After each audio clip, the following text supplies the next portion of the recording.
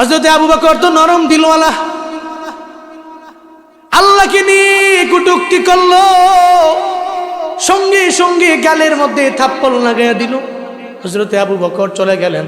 ওদিকে খ্রিস্টানদের আলেম পাদ্রী মনে মনে চিন্তা ভাবনা করে হযরতে আবু বকরের ব্যাপারে বিচার দেওয়ার জন্য শুধু মুহাম্মদই আছে, তার দরবারে যাব, আমি তার দরবারে গিয়া তার ব্যাপারে আমি বিচার দিয়া দিব। খ্রিস্টানদের আলেম চলে গেল। ওখানে যাইয়া আমার মায়ান নবীর সামনে গিয়ে দাঁড়ায় কয়, মুহাম্মদ, আবু বকর আমার পাঠশালার মধ্যে গেছে, আমি কিছু করি নাই, আমার গালের মধ্যে ধাম কইরা থাপ্পড় মেরা চুলাইছে। এটা বলার পরে একটু পরে তাকায়া দেখে হযরতে আবু বকর পেছনে দাঁড়ানো। এবার দেখে মুখটা মলিন হয়ে গেছে খ্রিস্টানদের আলেমদের। আমার মায়ান নবী অবাক হয়ে গেল। আমার নবী কয়, এই খ্রিস্টানদের আলেম, তুমি আমারে বলো, তুমি মনে হয় ভুল কথা বলছো, তুমি আবু বকর চিনো না, ওমর চিনো না। এই আলেম, তোমার জানা নাই আমার আবু বকর তো এমন সাহাবী, আর হাম উম্মতি বি উম্মতি আবু বকর, সবচেয়ে নরম দিনওয়ালা হলো আমার আবু বকর। আমার আবু বকর জীবনে কোনো দিন তো থাপ্পড় মারতে পারে না। হয়তো তুমি আবু বকর ওমর চিনো না, ওইটা হইতে পারে আমার ওমর, কারণ ওমর তো নরম না, বরং গরম, আর আবু বকর হলো নরম। আবু বকর জীবনেও কোনো দিন তোমার গালের মধ্যে থাপ্পড় মারতে পারে না। হযরতে আবু বকর পেছন দিয়ে এসে দাঁড়িয়ে রইল। এদিকে ওই খ্রিস্টানদের আলেমের মনটা মলিন হয়ে গেছে। মনে মনে চিন্তা করে নিছে, আমি যদি আবু বকরের না পাই, তার বিরুদ্ধে আন্দাজে কতগুলা কথাবার্তা বইলা আমি চলে যাব। হযরতে আবু বকর পেছনে এসে দাঁড়ায় গেল। এবার ওই খ্রিস্টানদের আলেম বলতে লাগলো, আমারে মারছে, আমি কোনো দোষ করি নাই, আমি কোনো ক্ষতি করি নাই, আমি কিচ্ছু বলি নাই, আমার জোরে দাম করে থাপ্পড় মাইরা আমার ওই পাঠশালা থেকে চলে আইলো। আমার মায়ান নবী কয়, আবু বকর কি কয়, তুমি বলে নাকি তার গালের মধ্যে থাপ্পড় লাগাইলা? হযরত আবু বকর কয়, হ্যাঁ আমি মেরেছি। আমার মায়ান নবী আরো অবাক হয়ে গেলেন, আরো অবাক হয়ে গেলেন। আমার আবু বকর তো এমন গরম না, কিন্তু এমন গরম হইছে কারণ আছে না নাই? আরো জোরে বলেন, আছে না নাই? আমার মায়ার নবী বলে, ও আবু বকর, কেন তুমি ওর গালের মধ্যে থাপ্পড় লাগাইলা, আমারে বলো না। হযরতে আবু বকর কয়, নবী আপনি তারে বলেন কেন, আমি তারে মারলাম, আমি তো মানুষে মারার পাবলিক না। আগে তারে জিগান কেন তারে মারছে, কেন তারে মারা হয়েছে, আগে জিগান না। এই ময়দানের মধ্যে বারবার নামো কেন? নবীরে নিয়ে কটূক্তি করলে, আল্লাহকে নিয়ে কটূক্তি করলে ময়দানের মধ্যে নামে, এরপরে এদের আবার গ্রেপ্তার করে লইয়া যায়। ময়দানের মধ্যে নামছে কে? এরা তো মফ সৃষ্টিকারী, এরা বিশৃঙ্খলা করে, এটা বইলা বইলা নেওয়া যায়। তখন তো আলেম বলে, আমরা তো ময়দানের মধ্যে আসার লোক ছিলাম না, আমরা তো মাদ্রাসার মধ্যে ছিলাম, মসজিদের মধ্যে ছিলাম। যখন আল্লাহ নিয়ে কটূক্তি করলো, যখন নবী নিয়ে কটূক্তি করলো, তখন তো আমি আর ঘরের মধ্যে বসে থাকতে পারি না। তখন মাদ্রাসার দর্শের কিতাবটারে বন্ধ কইরা আমার নবীর নিয়ে কটূক্তিকারী ব্যক্তির বিচারের জন্য ময়দানের মধ্যে নামতে বাধ্য হয়ে গেলাম। আমার মায়ার নবী বলতে লাগলেন, আবু বকর তুমি থাপ্পড় মারলা কেন? হযরতে আবু বকর বলে, নবী আমি এমনি মারি নাই। কিরে খ্রিস্টানদের আলিম, তুমি নাকি আল্লাহকে নিয়ে কটূক্তি করছো, তুমি কেন বিশ্বাস করো না, কেন বলো না, কেন তুমি বলো না? কয়, আমি আল্লাহকে নিয়ে কটূক্তি করি নাই, আমি আল্লাহকে নিয়ে কটূক্তি করি নাই, উনি গেছে আমার মাইরা চলে আইছে। তাহলে আবু বকর বলে একরকম, আবার খ্রিস্টানদের পাদ্রী বলে আর একরকম, একজন বলে একটা, আর একজন বলে আর একটা, একজন বলে একটা, আর একজন বলে আর একটা, দুইজনের কথা তো দুই রকম হয়ে গেল। এখন আমার মায়ার নবী বিচার করবেন কেমনে? আমার মায়ার নবী চিন্তায় পড়ে গেলেন, টেনশনের মধ্যে পড়ে গেলেন। চিন্তা নাই, টেনশন নাই, হযরতে আবু বকরের সাক্ষী নাই, কিন্তু আল্লাহ দেখছে কি দেখছে না? আল্লাহ তো দেখছেন। হযরতে আবু বকর আল্লাহর প্রেম নিয়া, ভালোবাসা লইয়া একটা জোরে ধাম করে গালের মধ্যে থাপ্পড় লাগাইছে, রবের ভালোবাসা নিয়া, নিজের বাড়ির জন্য না, গাড়ির জন্য না, উটের জন্য না, কোনো কিছুর জন্য নয়। হযরতে আবু বকর মারলেন কেন? রবের প্রেম নিয়ে মারল।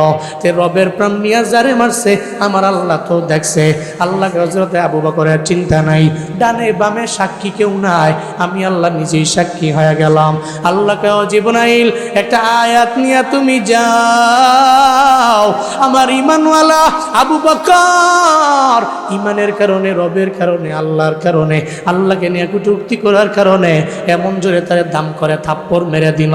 আমার আবু বকরের ব্যাপারে বিচার কার্য ফয়সালা করার জন্য আমার নবী কোনো শাহিদ পায় না, আমার নবী কোনো সাক্ষী পায় না। সাক্ষীর দরকার নেই। আমার নবীর যে বলো হযরত আবু বকরের জমিনের মধ্যে কোনো সাক্ষী নাই, আল্লাহ তো আছে, আল্লাহ তো দেখছেন।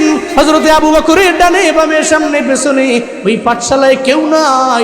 আমার নবীরে গিয়া জানায়া দাও, নবীর চিন্তার দরকার নাই, টেনশন দরকার নাই। আমার হযরত আবু বকরের জন্য সাক্ষী স্বয়ং আমার আল্লাহ নিজেই হয়ে গেছে। চিল্লা পড়া যাবে কি সুবহানাল্লাহ। لقد سمع الله قول الذين قالوا إن الله فقير ونحن أغنياء। আল্লাহ পাক বলেন জিবরাইল আয়াত নিয়ে যাও, এই আয়াত দিয়ে আমার নবীরে গিয়ে জানায়া দাও হযরত আবু বকরের সামনে খ্রিস্টানদের আলেম যে আল্লাহকে গালি দিয়ে দিল, আল্লাহকে গালি দিল, আল্লাহকে নিয়ে কটূক্তি করলো, দুনিয়ার কেউ যদিও শুনে নেই, সামি আল্লাহ, কে শুনেছে? আর জোরে বলেন কে শুনেছে? কাউলাল্লাযীনা ক্বালু, আল্লাহ কয় যারা বলে আল্লাহ তো শুনেছে। ইন্নাল্লাহা ফাকিরু ওয়া নাহনু আগনিয়া, এরা যে বলল আল্লাহ হলো গরিব আর আমরা হলাম ধনী, আল্লাহকে নিয়ে যে কটূক্তি করলো, এই ব্যাপারে আমি আল্লাহ সাক্ষী হয়ে গেলাম, আমি আল্লাহ শাহিদ হয়ে গেলাম। হযরতে আবু বকরের ব্যাপারে আমার আল্লাহ নিজেই সাক্ষী হয়ে গেলেন। কেন? কই গুণের মুমিন, এজন্য গুণের মুমিনরা সফল হয়। জমিনের মধ্যে গুণের মুমিনরা আল্লাহকে নিয়ে কটূক্তি করলে জীবনও নিজেকে ধরে রাখতে পারে না। নবীরে গালি দিলে জীবনও কোনোদিন রাজপথে না নাইমা ঘরের মধ্যে বৈশা থাকতে পারে না। আল্লাহকে নিয়ে কটূক্তি করলে এরা ময়দানের মধ্যে নেমে যায়, নামতে বাধ্য হয়, নিজের জীবন পর্যন্ত দিয়া দেয়, ঠিক কিনা? আল্লাহ পাক বলেন এমন মুমিন হয়ো সেই মুমিনেরা অলরেডি সফল কাম হয়ে গেছে। এরা নামের কারণে নয়, বরঞ্চ গুণের কারণে এরা সফল কাম হয়ে গেছে। গুণের কারণে হয়েছে। এদের গুণের মাঝে এক নাম্বার গুণ আল্লাহ পাক বলেন সূরাতুল মুমিনুনের 2 নম্বর আয়াতের মধ্যে আল্লাহ পাক জানায়া দিলেন আল্লাযীনা হুম ফি সালাতিহিম খাশিউন। চিল্লা জোরে করে পড়েন আল্লাহু আকবার। আল্লাহ পাক বলেন যেই মুমিনেরা গুণের মুমিন, এরা জীবনে চলার পথে নামাজকে প্রায়োরিটি দিবে, নামাজের ব্যাপারে থাকবে এরা আগাইয়া। যত কাজ থাকুক না কেন, সিএনজি ড্রাইভার ড্রাইভিং করছেন, কিন্তু আজান হয়ে গেল জোহরের আজান, 1টা বাজে আজান দিয়ে দিল, 1:30 বাজে জামাতের মধ্যে দাঁড়ায়া যাবে। উনার সিএনজির মধ্যে প্যাসেঞ্জার আছে 5 জন, উনি চাইলে প্যাসেঞ্জার নামাইয়াও নামাজ পড়তে পারে, কিন্তু গুণের মুমিন জীবনে এটা করবে না। বলবে এই প্যাসেঞ্জারেরা 1:25 আমার ঘড়ির কাঁটার মধ্যে আমি দেখলাম, এখন জীবনেও কোনো দিন আমি আর 1 কদম বাড়াইতে পারি না। মসজিদ দেখে দাঁড়ায়া যাবে, বলবে প্যাসেঞ্জারেরা তোমরা দাঁড়াও, সঙ্গে সঙ্গে গিয়ে ওযু বানাইয়া জোহরের নামাজটা আদায় করে আবার সিএনজির মধ্যে আসবে। এই মাটি কাটনেওয়ালা, যিনি মাটি কেটে ওনার জীবিকা নির্বাহ করে, আজান হয়ে গেল, উনি বলবে আমার কুদালটা আমি রেখে দিলাম, আমার খারি আমি রেখে দিলাম, দৌড়ে চলে যাবে নামাজের মধ্যে। এই চাকরিজীবী, তুমি অনেক ব্যস্ত, কিন্তু জোহরের আজান হয়ে গেলে নামের মুমিন না গুণের মুমিনরা জোহরের আজান হয়ে গেলে চাকরিকে প্রায়োরিটি দেয় না, ড্রাইভার ড্রাইভিং রে প্রায়োরিটি দেয় না। নামাজের আজান হয়ে গেলে আগে নামাজ নাকি আগে ড্রাইভিং? জোরে বলেন আগে কি? আগে কি? আরহামু উম্মতি বি উম্মতি আবু বকর وأشدهم في أمر الله عمر وأصدقهم حياء عثمان وأقصاهم علي وفاطمة سيدة نساء أهل الجنة والحسن والحسين سيدا شباب أهل الجنة।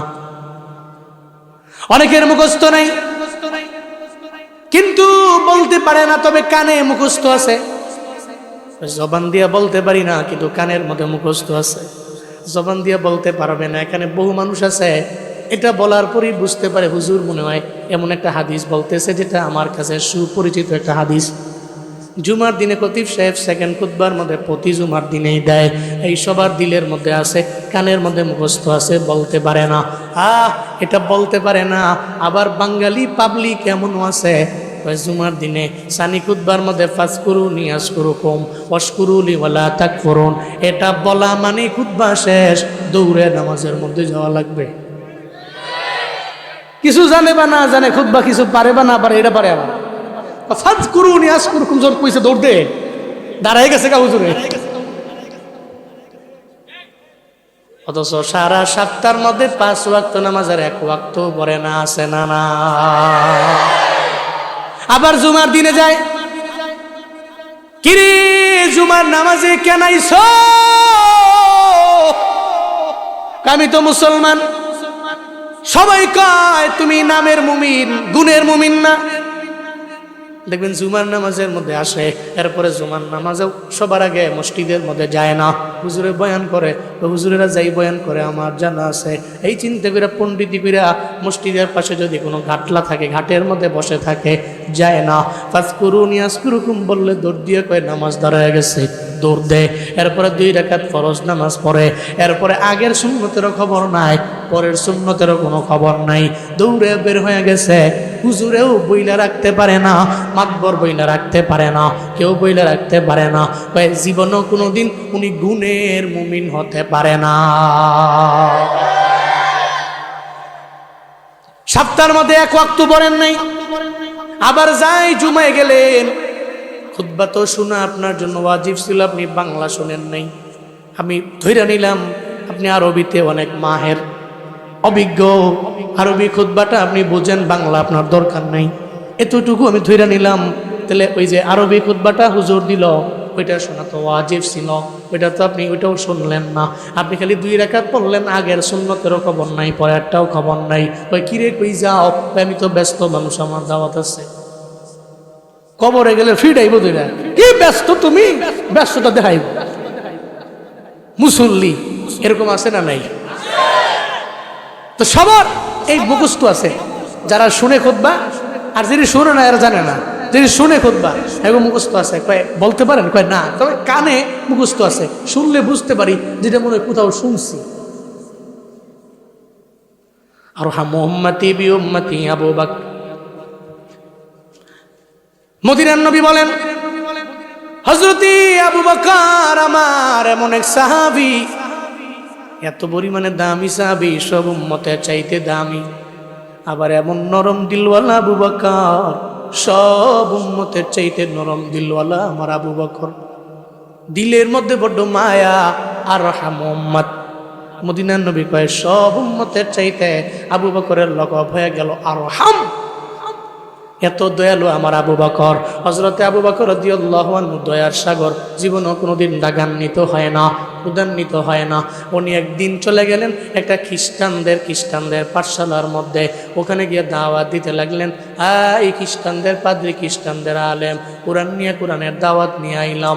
আপনারা তো আহলে কিতাব, আমার নবীরে মানেন, কালেমা পড়েন, মুসলমান হয়ে যান। আপনি যদি খ্রিস্টানদের আলেম হইয়া যদি আপনি পড়তে পারেন কালেমা, তাহলে আপনার ডানে বামে চতুর্পাশে যারা আছে সবাই কালেমা পড়ে মুসলমান হয়ে যাবে। হযরতে আবু বকর দাওয়াত দিতে লাগলেন, দিয়ে দিলেন দাওয়াত। এটা শোনার পরে খ্রিস্টান পাদ্রী তো দাওয়াত গ্রহণও করে না, কালেমাও পড়ে না, মুসলমান হবে দূর কি বাত। উল্টা ধমক দিয়ে হযরতে আবু বকরকে জানিয়ে দেয়, তুমি তোমার সেই আল্লাহর দাওয়াত নিয়ে আমার দরবারে আইলা, তোমার আল্লাহ তো গরিব, বড় অসহায়, চিল্লা পড়া যাবে কি নাউজুবিল্লাহ। তোমার আল্লাহ তো ফকির, আমরা ধনী। হযরতে আবু বকরের সামনে যখন এই কথা বলল, সঙ্গে সঙ্গে হযরতে আবু বকর তো নরম দিলওয়ালা, তবে আশিদ্দাউ আলাল কুফার রুহামাউ বাইনাহুম, পড়া যাবে কি সুবহানাল্লাহ। এরা বড় নরম দিলওয়ালা। ভাই ভাইয়ের জন্য একটা স্ত্রী দিতে হাজির।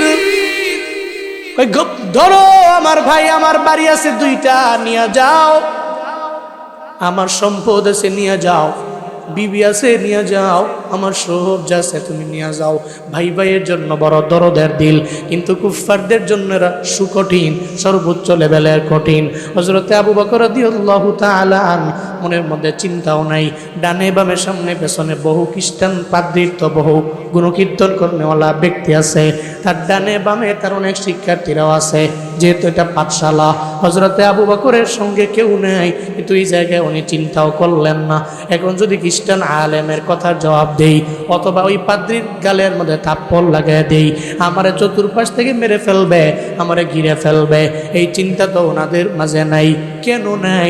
কারণ যেই বান্দা ইমানদার, এরা জীবনও কোনোদিন কাউরে ডরায় না, কারো রক্তচক্ষুকে এরা ভয় করে না, কোনো ব্যক্তির হুমকি ধমকিরে জীবনও কোনোদিন এরা ভয় পায় না। প্রয়োজনে এরা জীবন দিয়ে দিবে, এরা জালেমের সামনে মাথা নত করবে না। প্রয়োজনে এদেরকে বুলেট মারা হবে, গুলি মারা হবে, এরপরে এরা মাথা নত করবে না। প্রয়োজনে দেশ ছাইরা অন্য দেশে চলে আসবে হিজরত কইরা, তবে নিয়ত করবে সারা জিন্দেগি লাগায়া, কোনো একদিন আমরা ইমানের বলে বলিয়ান হইয়া আমার দেশে আমি ফিরে যাব, এরপরও আমার ইমান আমি বিক্রি করব না। কথা বলেন, ঠিক কিনা বলেন?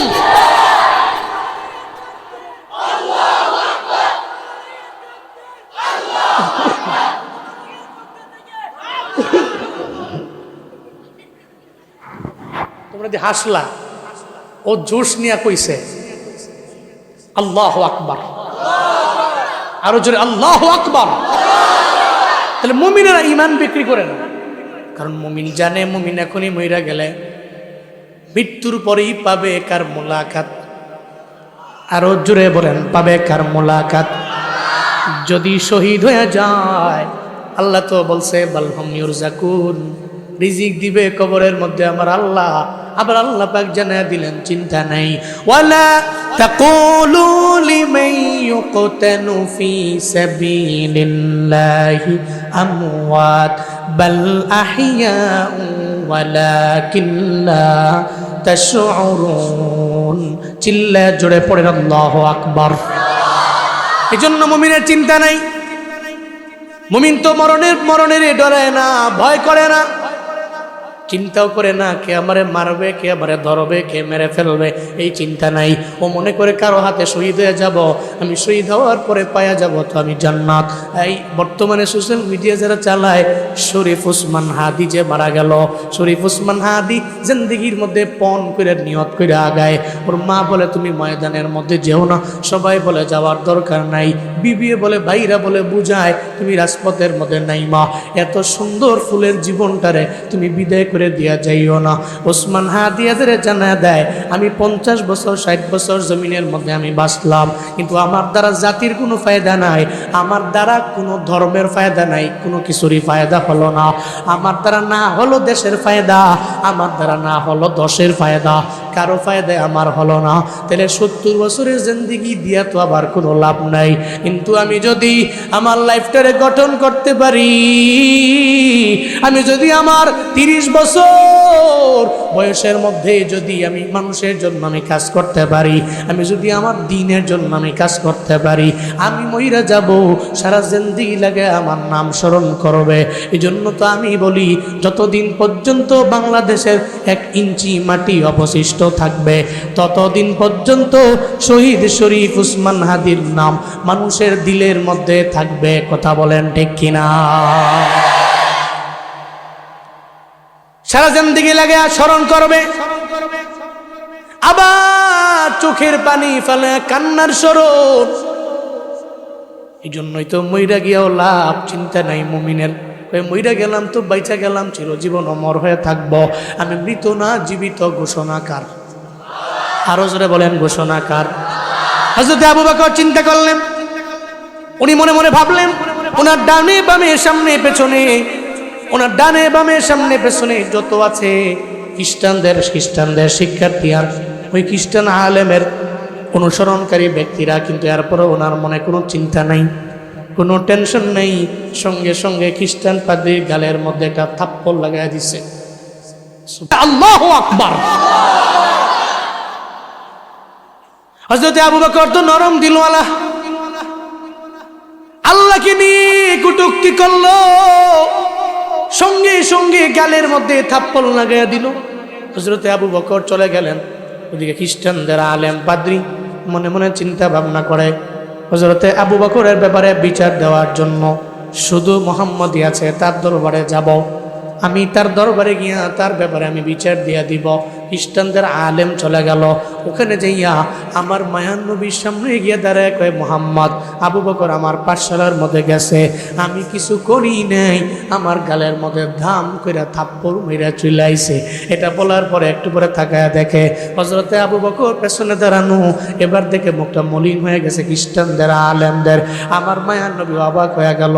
আমার নবী কয়, এই খ্রিস্টানদের আলেম, তুমি আমারে বলো, তুমি মনে হয় ভুল কথা বলছো, তুমি আবু বকর চিনো না, ওমর চিনো না। এই আলেম, তোমার জানা নাই আমার আবু বকর তো এমন সাহাবী, আর হাম উম্মতি বি উম্মতি আবু বকর, সবচেয়ে নরম দিনওয়ালা হলো আমার আবু বকর। আমার আবু বকর জীবনে কোনো দিন তো থাপ্পড় মারতে পারে না। হয়তো তুমি আবু বকর ওমর চিনো না, ওইটা হইতে পারে আমার উমর, কারণ উমর তো নরম না, বরং গরম, আর আবু বকর হলো নরম। আবু বকর জীবনেও কোনো দিন তোমার গালের মধ্যে থাপ্পড় মারতে পারে না। হযরতে আবু বকর পেছন দিয়ে আইসা দাঁড়িয়ে রহিল।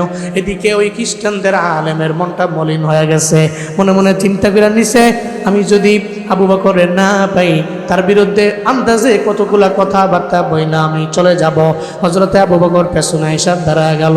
এবার ওই খ্রিস্টানদের আলেম বলতে লাগলো, আমারে মারছে, আমি কোনো দোষ করি নাই, আমি কোনো ক্ষতি করি নাই, আমি কিচ্ছু বলি নাই, আমার জোরে দাম করে থাপ্পড় মাইরা আমার ওই পাঠশালা থেকে চলে আইলো। আমার মায়ান নবী কয়, আবু বকর কি কয়, তুমি বলে নাকি তার গালের মধ্যে থাপ্পড় লাগাইলা? হযরত আবু বকর কয়, হ্যাঁ আমি মেরেছি। আমার মায়ের নবী আরো অবাক হয়ে গেলেন, আরো অবাক হয়ে গেলেন। আমার আবু বকর তো এমন গরম না, কিন্তু এমন গরম হইছে কারণ আছে না নাই? আরো জোরে বলেন, আছে না নাই? আমার মায়ার নবী বলে, ও আবু বকর, কেন তুমি ওর গালের মধ্যে থাপ্পড় লাগাইলা আমারে বলো না? হযরতে আবু বকর কয়, নবী আপনি তারে বলেন কেন, আমি তারে মানলাম, আমি তো মানুষে মারার পাবলিক না, আগে তারে জিগান কেন তারে মারছে, কেন তারে মারা হয়েছে, আগে জিগান না। এই ময়দানের মধ্যে বারবার নামো কেন? নবীর নিয়ে কটূক্তি করলে, আল্লাহকে নিয়ে কটূক্তি করলে ময়দানের মধ্যে নামে, এরপরে এদের আবার গ্রেপ্তার করে লইয়া যায়। ময়দানের মধ্যে নামছে কে? এরা তো মফ সৃষ্টিকারী, এরা বিশৃঙ্খলা করে, এটা বইলা বইলা নেওয়া যায়। তখন তো আলেম বলে, আমরা তো ময়দানের মধ্যে আসার লোক ছিলাম না, আমরা তো মাদ্রাসার মধ্যে ছিলাম, মসজিদের মধ্যে ছিলাম। যখন আল্লাহ নিয়ে কটূক্তি করলো, যখন নবী নিয়ে কটূক্তি করলো, তখন তো আমি আর ঘরের মধ্যে বসে থাকতে পারি না। তখন মাদ্রাসার দর্শের কিতাবটারে বন্ধ কইরা আমার নবীর নিয়ে কটূক্তিকারী ব্যক্তির বিচারের জন্য ময়দানের মধ্যে নামতে বাধ্য হয়ে গেলাম। তখন আর আমি বুখারি নিয়ে বসে রই না, তখন তো আমি লাইফ দিয়ে নেমে গেছি ময়দানে, রাস্তায় আমি নামছি কেন? আল্লাহকে নিয়ে কটূক্তিকারী কোনো ছাড় নাই, নবীকে নিয়ে কটূক্তিকারী কোনো ছাড় হতে পারে? অনেকে কয় যে খালি মফ সৃষ্টি করে, বিশৃঙ্খলা করে, কোনো শৃঙ্খলা নাই হুজুরদের। কেন?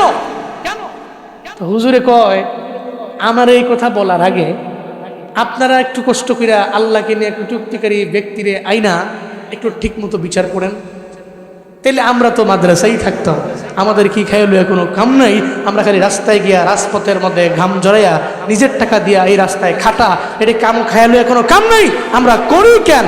কারণ আমাদের কাছে ক্ষমতা আগে না, আমাদের কাছে আগে কে? জোরে বলেন কে? তখন আলেম বলে, কটূক্তিকারী ব্যক্তির বিচারটা আপনি করে দিলে আমরা জীবনেও কোনোদিন নামতাম না। হযরত আবু বকর কয়, নবীজি আমি তারে থাপ্পড় মারছি। কেন মারছি? কারণ তো অবশ্যই আছে, আমি তো থাপ্পড় মারার লোক ছিলাম না, আমি তো আরহাম উম্মতি বি উম্মতি আবু বকর, আমি তো নরম দিলওয়ালা, কিন্তু মারছি কেন? কারণ তো আছে। বলতে পারেন, ও তো মনে মনে চিন্তা করে, এখন যদি আমি মুহাম্মদ সাল্লাল্লাহু আলাইহি ওয়াসাল্লাম যদি ওর সামনে যদি আমি বলি যে আল্লাহকে নিয়ে আমি কটূক্তি করছি, যদি এটা বলি, বলেন তো আপনারা সবাই বিবেকবান মানুষ, আপনারা মুহাম্মদ সাল্লাল্লাহু আলাইহি ওয়াসাল্লাম এবং আবু বকর রাদিয়াল্লাহু তাআলা আনহু আল্লাহকে, আল্লাহর বড্ড কাছের কি নবীজি না আবু বকর? বলেন না, আবু বকর আগায়া না নবীজি আগায়া? নবীজি আগে, তো আবু বকর পরে। নবীজির উপরে তাওহীদের বাণীগুলো প্রচার করার দায়িত্ব যখন আসলো, উনি দাওয়াত দিলেন, হযরত আবু বকর কালেমা পড়ে মুসলমান হয়ে গেল। তাহলে আল্লাহর কাছের কি প্রথমে নবীজি না আবু বকর? তাহলে আল্লাহর প্রতি নবীজির ভালোবাসাটা কেমন? কথা বলে না? হ্যাঁ, মনে মনে চিন্তা করে আবু বকরের সামনে আল্লাহরে নেকুটুক্তি করে থাপ্পড় খাইছি, এখন যদি নবীর সামনে কই আমি আল্লাহকে নেকুটুক্তি করছি, তাহলে তো সারছে কারবার। থাপ্পড়ের বটটা তরবারি দিয়ে আমার দেহ থেকে কে আল্লাহ আলাদা করে দিব। এখন কি করতে হবে? এখন বাঁচতে হলে আমার মিথ্যার আশ্রয় নিতে হবে। কিসের আশ্রয় নিতে হবে? যুগে যুগে জালেমরা, নির্যাতনকারীরা, যুগে যুগে মিথ্যা বলনেওয়ালারা, এরা শুধু মিথ্যা সাজায়, শুধু মিথ্যা সাজায়, মিথ্যা নাটক, মিথ্যা মামলা, মিথ্যা উপরে হামলা, শুধু মিথ্যা।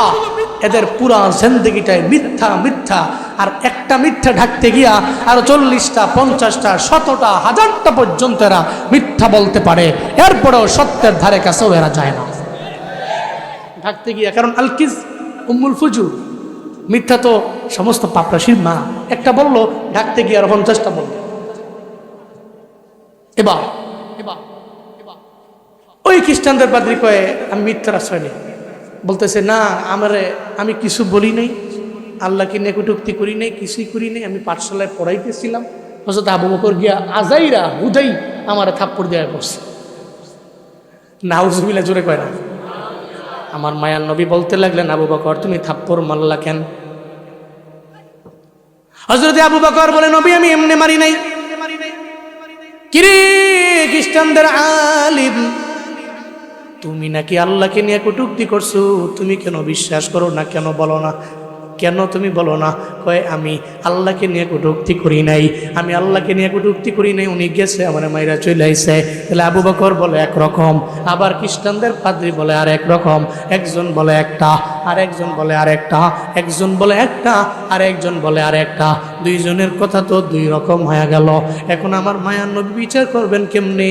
আমার মায়ার নবী চিন্তায় পড়ে গেলেন, টেনশনের মধ্যে পড়ে গেলেন। চিন্তা নাই, টেনশন নাই, হযরতে আবু বকরের সাক্ষী নাই, কিন্তু আল্লাহ দেখছে কি দেখছে না? আল্লাহ তো দেখছেন। হযরতে আবু বকর আল্লাহর প্রেম নিয়া, ভালোবাসা লইয়া একটা জোরে ধাম করে গালের মধ্যে থাপ্পড় লাগাইছে, রবের ভালোবাসা নিয়া। নিজের বাড়ির জন্য না, গাড়ির জন্য না, উটের জন্য না, কোনো কিছুর জন্য নয়। হযরতে আবু বকর মারলেন কেন? রবের প্রেম নিয়ে মারল। তে রবের প্রেম নিয়ে যারে মারছে আমার আল্লাহ তো দেখছে। আল্লাহ হযরতে আবু বকরের চিন্তা নাই, ডানে বামে সাক্ষী কেউ নাই, আমি আল্লাহ নিজেই সাক্ষী হয়ে গেলাম। আল্লাহকে জিবরাইল একটা আয়াত নিয়ে তুমি যাও, আমার ঈমানওয়ালা আবু বকর ঈমানের কারণে, রবের কারণে, আল্লাহর কারণে, আল্লাহকে নিয়ে কটূক্তি করার কারণে এমন জোরে তারে দাম করে থাপ্পড় মেরে দিল। আমার আবু বকরের ব্যাপারে বিচার কার্য ফয়সালা করার জন্য আমার নবী কোনো শাহিদ পায় না, আমার নবী কোনো সাক্ষী পায় না। সাক্ষীর দরকার নাই। আমার নবীরে যে বলো হযরত আবু বকরের জমিনের মধ্যে কোনো সাক্ষী নাই, আল্লাহ তো আছে, আল্লাহ তো দেখছেন।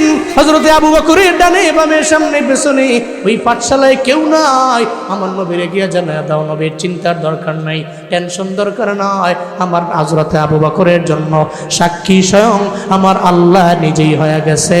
চিল্লা পড়া যাবে কি সুবহানাল্লাহ। لقد سمع الله قول الذين قالوا إن الله فقير ونحن أغنياء। আল্লাহ পাক বলেন, জিবরাইল আয়াত নিয়ে যাও, এই আয়াত নিয়ে আমার নবীরে গিয়ে জানায় দাও। হযরত আবু বকরের সামনে খ্রিস্টানদের আলেম যে আল্লাহকে গালি দিয়ে দিল, আল্লাহকে গালি দিল, আল্লাহকে নিয়ে কটূক্তি করলো, দুনিয়ার কেউ যদিও শুনে নেই, সামি আল্লাহ, কে শুনেছে? আর জোরে বলেন কে শুনেছে? কাউলাল্লাযীনা ক্বালু, আল্লাহ কয় যারা বলে আল্লাহ তো শুনেছে। ইন্নাল্লাহা ফাকিরু ওয়া নাহনু আগনিয়া, এরা যে বলল আল্লাহ হলো গরিব আর আমরা হলাম ধনী, আল্লাহকে নিয়ে যে কটূক্তি করলো, এই ব্যাপারে আমি আল্লাহ সাক্ষী হয়ে গেলাম, আমি আল্লাহ শাহিদ হয়ে গেলাম। হযরতে আবু বকরের ব্যাপারে আমার আল্লাহ নিজেই সাক্ষী হয়ে গেলেন। কেন? কয়েক গুণের মুমিন, এজন্য গুণের মুমিনরা সফল হয়। জমিনের মধ্যে গুণের মুমিনরা আল্লাহকে নিয়ে কটূক্তি করলে জীবনেও নিজেকে ধরে রাখতে পারে না, নবীরে গালি দিলে জীবনও কোনোদিন রাজপথে না নাইমা ঘরের মধ্যে বৈশা থাকতে পারে না। আল্লাহকে নিয়ে কটূক্তি করলে এরা ময়দানের মধ্যে নেমে যায়, নামতে বাধ্য হয়, নিজের জীবন পর্যন্ত দিয়া দেয়, ঠিক কিনা? আল্লাহ পাক বলেন এমন মুমিন হয়ো যেই মুমিনেরা অলরেডি সফল কাম হয়ে গেছে, এরা নামের কারণে নয় বরঞ্চ গুণের কারণে এরা সফল কাম হয়ে গেছে। গুণের কারণে হয়েছে। এদের গুণের মাঝে এক নাম্বার গুণ আল্লাহ পাক বলেন সূরাতুল মুমিনুনের 2 নম্বর আয়াতের মধ্যে আল্লাহ পাক জানায়া দিলেন আল্লাযীনা হুম ফি সালাতিহিম খাশিউন। চিল্লা জোরে করে পড়েন আল্লাহু আকবার। আল্লাহ পাক বলেন যেই মুমিনেরা গুণের মুমিন, এরা জীবনে চলার পথে নামাজকে প্রায়োরিটি দিবে, নামাজের ব্যাপারে থাকবে এরা আগাইয়া। যত কাজ থাকুক না কেন, সিএনজি ড্রাইভার ড্রাইভিং করছেন, কিন্তু আজান হয়ে গেল জোহরের আজান, 1টা বাজে আজান দিয়া দিল, 1:30 বাজে জামাতের মধ্যে দাঁড়ায়া যাবে। উনার সিএনজির মধ্যে প্যাসেঞ্জার আছে 5 জন, উনি চাইলে প্যাসেঞ্জার নামাইয়াও নামাজ পড়তে পারে, কিন্তু গুণের মুমিন জীবনে এটা করবে না। বলবে এই প্যাসেঞ্জারেরা 1:25 আমার ঘড়ির কাঁটার মধ্যে আমি দেখলাম, এখন জীবনেও কোনো দিন আমি আর 1 কদম বাড়াইতে পারি না। মসজিদ থেকে দাঁড়ায়া যাবে, বলবে প্যাসেঞ্জারেরা তোমরা দাঁড়াও, সঙ্গে সঙ্গে গিয়ে অজু বানাইয়া জোহরের নামাজটা আদায় করে আবার সিএনজির মধ্যে আসবে। এই মাটি কাটনেওয়ালা, যিনি মাটি কেটে ওনার জীবিকা নির্বাহ করে, আজান হয়ে গেল, উনি বলবে আমার কুদালটা আমি রেখে দিলাম, আমার খারি আমি রেখে দিলাম, দৌড়ে চলে যাবে নামাজের মধ্যে। এই চাকরিজীবী, তুমি অনেক ব্যস্ত, কিন্তু জোহরের আজান হয়ে গেলে নামের মুমিন না গুণের মুমিনরা জোহরের আজান হয়ে গেলে চাকরিকে প্রায়োরিটি দেয় না, ড্রাইভার ড্রাইভিং রে প্রায়োরিটি দেয় না। নামাজের আজান হয়ে গেলে আগে নামাজ নাকি আগে ড্রাইভিং? জোরে বলেন আগে কি? আগে কি? আগে নামাজ, আগে নামাজ পড়েছ।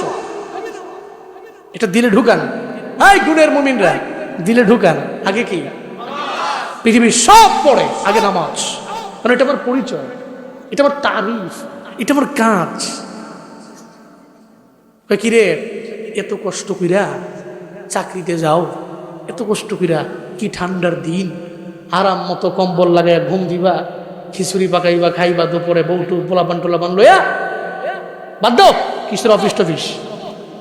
একজনে কইছে, তো এটা কোয়ার পরে হ্যাঁ ধমক দিছে, আমি অফিসে না গেলে আমার বেবি বাল বাচ্চারা তুমি হইবা, ধমক দিছে। আমি অফিসে যাব, এটা আমার কাজ, করতেই হবে, কি করবো, কিচ্ছু করার নাই, করতেই হবে। এইটা যে বললেন নামাজের বেলা, এটা তো বললেন না জীবনে কোনো দিন। আপনি তো আপনার কাজকে প্রায়োরিটি দিয়া নামাজ রেখন, নামাজ আমার কাজ আছে, তুমি পরে আসো, আমি একটু বয়স টয়স হয়ে লোক, এরপরে আমি ফজর জোহর আসর মাগরিব তোমার পড়বো না, তুমি একটু থাকো, লাইনে থাকো, পরে আসো। অথচ আপনি বুঝেন না এটা আপনার তারিফ, এটা আপনার পরিচয়, এটা আপনার স্তম্ভ, আপনি এটার উপরে ডিপেন্ড করে চলেন, এটাই আপনার সব। নামাজ এটা পড়লে আপনি খাঁটি মুমিন, আপনি গুণের মুমিন। এ কথা কে বলেছেন? আমি বলছি না আল্লাহ বলেছেন? আমরা কি নামের মুমিন হব না গুণের মুমিন হব? তো গুণের মুমিন হওয়ার জন্য নামাজ লাগবে কি লাগবে? আজকে থেকে কারা কারা 5 ওয়াক্ত নামাজ পড়ার সর্বোচ্চ চেষ্টা করবেন, হাত তুলে আল্লাহকে দেখা। আল্লাহ তুমি কবুল করো, আল্লাহ মঞ্জুর করো, জোরে কোন আমিন।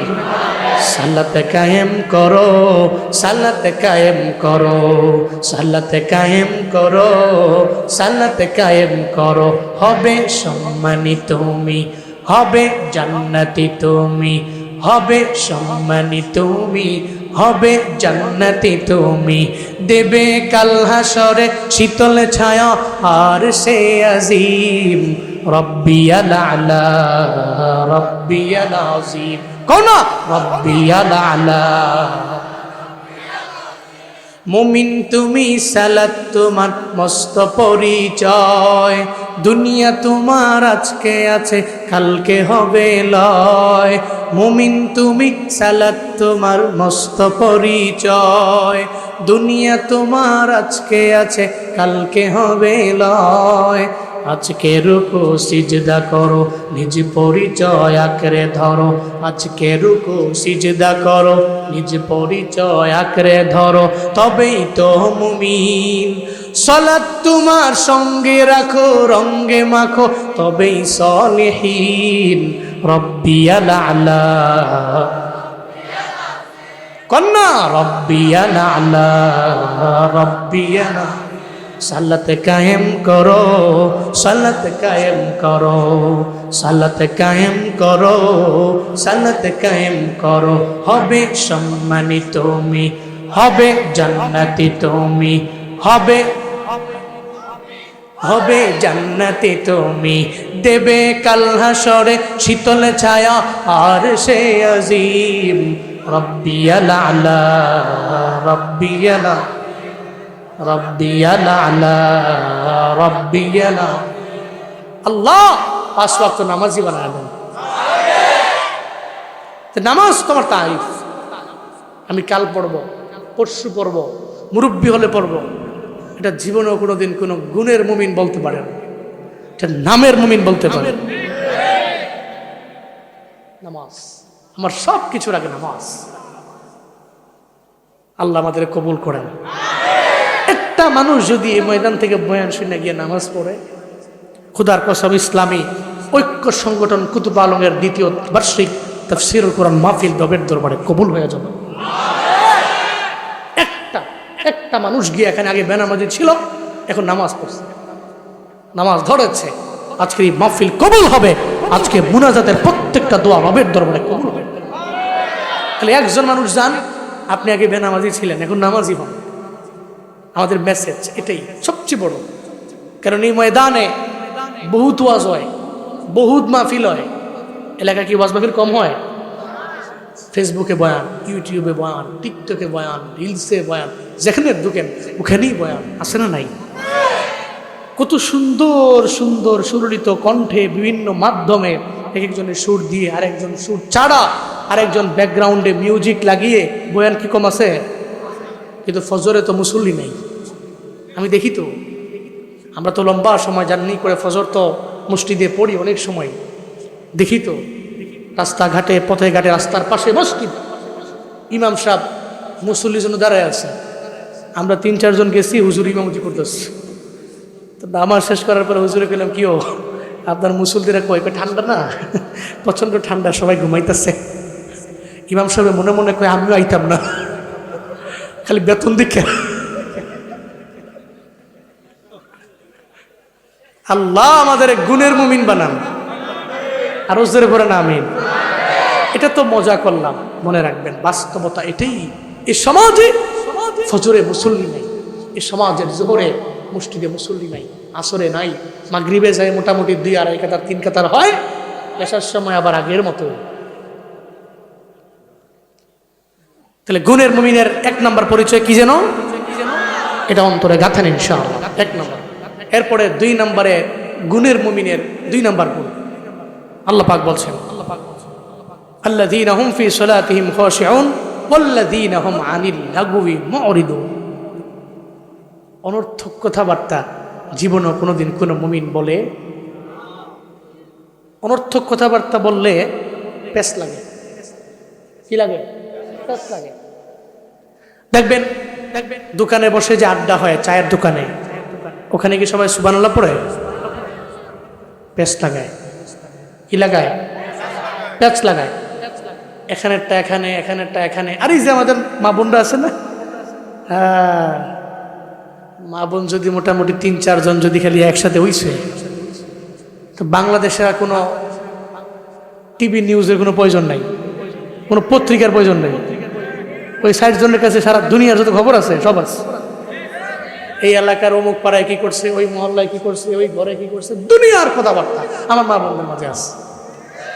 অথচ আজাইরা অনর্থক সারা 2-2.5 ঘন্টা 3 ঘন্টা লাগায় যা কথা কইছে, এই কথার কোনো ভ্যালু নাই, কোনো কিছুই নেই। মাঝখান দিয়া পেস্ট লাগাইয়া মানুষের সংসারের মধ্যে আগুন লাগাই দিচ্ছে। আমার সমাজে বহু এরকম মহিলা আছে, দুষ্ট মহিলা, দুশ্চরিত্র যার ভিতরে আছে, এরকম মহিলা মানুষের এই ঘরেরটা ওই ঘরে, এই ঘরেরটা এই ঘরে লাগাইতে বহু সুন্দর পরিবার সে ধ্বংস করে ফেলেছে। এখন স্বামী আর স্ত্রী একসাথে থাকে না, ধ্বংস হয়ে গেছে। সারা জিন্দেগি লাগা ওই স্ত্রী রবের দরবারে খালি কাঁদতেছে আর দোয়া করতেছে, আল্লাহ সে আমার সংসার ভেঙেছে। অথচ এরা খুব আরামে চলতো। এরকম কিছু নারী কি আছে না নাই? খালি পেঁচ লাগায়, আছে না? আল্লাহ আমার মা বোনদের হেফাজত করেন। এই মা বোনদের তো জান্নাত সোজা, জান্নাতে যাও সোজা একদম। মদিনার নবী কয়ে দিছে 4টা গুণে গুণান্বিত নারী জান্নাতি। সুবহানাল্লাহ জোরে কয় না? আজকের এই মাহফিলে কি মা বোনরা শুনতেছে না? তাহলে মা বোনদের একটা বয়ান করে লই। নবীজির একটা হাদিস মানলে, নবীজির একটা হাদিস মানলে আমার মা বোনরা জান্নাতি। ইজা সাল্লাতিল মারওয়াতু খামসাহা ওয়া সামাত শাহরাহা ওয়া আহসানাত ফারজাহা ওয়া তাআত যাওজাহা কিলা লাহা উদখুলিল জান্নাহ মিন আইয়াবুবিল জান্নাতি শিতি। চিল্লা পড়েন সুবহানাল্লাহ। মদিনার নবী বললেন, এই নারী, 1 নম্বরে 5 ওয়াক্ত নামাজ পড়ো। ইজা সাল্লাতিল মারওয়াতু খামসাহা, 1 নম্বরে যেই গুণের নারী 5 ওয়াক্ত নামাজের গুণে গুণান্বিত হয়ে গেল। 2 নম্বর ওয়াসামাত শাহরাহা, এরপরে রমজানের রোজা রাখলো। 3 নম্বর ওয়াহসানাত ফারজাহা, নিজের সতীত্বের হেফাজত করলো। পুরুষে যেই ড্রেস পরলো মহিলায় সেই ড্রেস পরলো না। কিন্তু আমাদের সমাজের মধ্যে তো এমনই, একটা পোলায় যদি গেঞ্জি পরতে পারে তাহলে আমি মাইয়া হইয়া কেন পারবো না?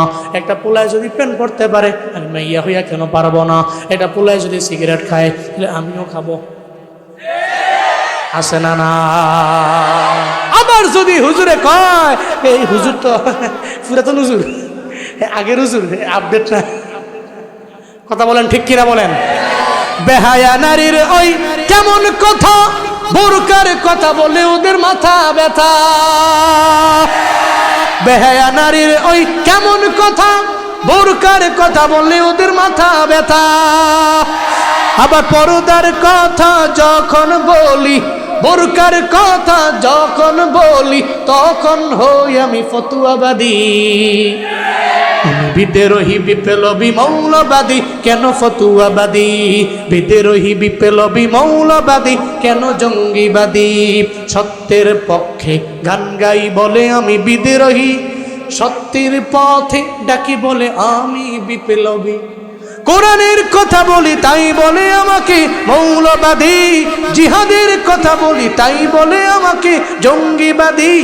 আমি বিদ্রোহী, আমি বিদ্রোহী বিপ্লবী মৌলবাদী, কেন জঙ্গিবাদী? বিদ্রোহী বিপ্লবী মৌলবাদী, কেন জঙ্গিবাদী? বিদ্রোহী বিপ্লবী মৌলবাদী, কেন জঙ্গিবাদী? নারীর কাছে পর্দার কথা, হিজাবের কথা, নিকাবের কথা যে সমস্ত নারী বেপর্দায় চলে তার কাছে এই কথা বিষের মতো লাগে। আর তখনই সে বলে, হুজুর, পুরাতন হুজুর, আপডেট হুজুর দাওয়াত দাও। আমি তার বুড়ে টুরে হয়েছি না, আমার বুড়ে টুরে বানাইেন না। অন্তত পক্ষে আমার জুয়ান মনে করেন, আমার বুড়া কইেন না, আমার আপডেট হুজুরই কন বা পুরাতন যাই কন, আপনার যা মন সেই কন। এরপর আপনি হিজাব নিকাব মেনটেন করে বের হন। আল্লাহর কসম, আপনার এক হিজাব নিকাবে আমার এই যুব সমাজের পরিবর্তন নিহিত আছে। এই সমাজের সবচেয়ে দুষ্টু ছেলে যে দেখলি টিজিং করে মেয়েদেরকে, এই শোনা শোনো, এই সমাজের সবচেয়ে দুষ্টু ছেলে সে মেয়ে দেখলেই উত্তক্ত করে, ইফটিজিং করে, নষ্টামি করে, এমন ছেলে আছে। কিন্তু মনে রাখবা, এই ছেলে অনেক খারাপ ছেলে, কিন্তু মেয়েটা মহিলা মাদ্রাসায় পড়ে, বুঝেন, মহিলা মাদ্রাসায় পড়ে, হিজাব নিকাব মেনটেন করে, একেবারে পর্দা সহকারে। আবার ফ্যাশনের বোরকা না, ফ্যাশনের বোরকা আছে তো, কয়ে কিরে এলাকার মধ্যে এত বোরকা দেখা যায় কে, সবাই কি পর্দা করে? কয় না না, এটা ফ্যাশনের বোরকা। ওদিন এক বাজারে গেছিলাম, নাম বললে চিনবেন, বলবো না, একটা বাজার, পরিচিত একটা বাজার আমার দেশের। তো ওখানে গেছি, আর ওই বাজারের মধ্যে দেখি যে সবার গায়ের মধ্যে পর্দা। তা আমি ওই স্থানীয় ওই বাজারের পাশে বাজার কমিটিদের মধ্যে একজন জিজ্ঞেস করলাম, মাশাআল্লাহ, আপনার এলাকায় তো পর্দার তো ভালোই দেওয়া যায়। না, এই পর্দা এটা নামের পর্দা, যা দেখতেছেন না এমন বোরকা লাগাইছে, বোরকাও তো ফ্যাশনের বোরকা। এই এলাকার একটা নিয়ম হইল বোরকা পরবে, তবে ফ্যাশনের বোরকা পরবে। এরকম বোরকা আছে না? নাই না, রিয়েল বোরকা পইরা যদি একেবারে ফ্যাশনের না, ইসলাম যে হিজাব নিকাব মেনটেন করার কথা বলেন, এমন হিজাব নিকাব মেনটেন করে যদি একটা মেয়ে মহিলা মাদ্রাসা থেকে বের হয়, আর ও যদি সমাজের সবচেয়ে দুষ্ট এবং দুশ্চরিত্রের অধিকারী পোলা হয়, খুদার কসম আমার দিল সায় দেয় ওই মাইয়ার জীবনে কোনোদিন ইফটিজিং করবে না। ও তাকে সাপোর্ট দিয়ে উল্টা তার বাড়ি পর্যন্ত নিয়ে যাবে, উল্টা তাকে সে প্রোটেক্ট করবে, এটা উল্টা প্রোটেক্ট করবে। কিন্তু যখন হে দেখবে রাস্তার মধ্যে হের গেও গেঞ্জি মাইয়ের গেও গেঞ্জি, হেকে বোঝে সাওয়া সাওয়া, ঠিক কিনা? বলছে আমিও পড়ছি প্যান্ট, মাইয়াও পড়ছে প্যান্ট, আমার প্যান্টের হাঁটুরি দিক দিয়া নাই, মাইয়ারও নাই, তো দেখা যায় দুইজনের সমান সমান। তোমারও জামাই নাই, আমারও বউ নাই, চলো দুইজন পালায়, ঠিক কিনা বলেন?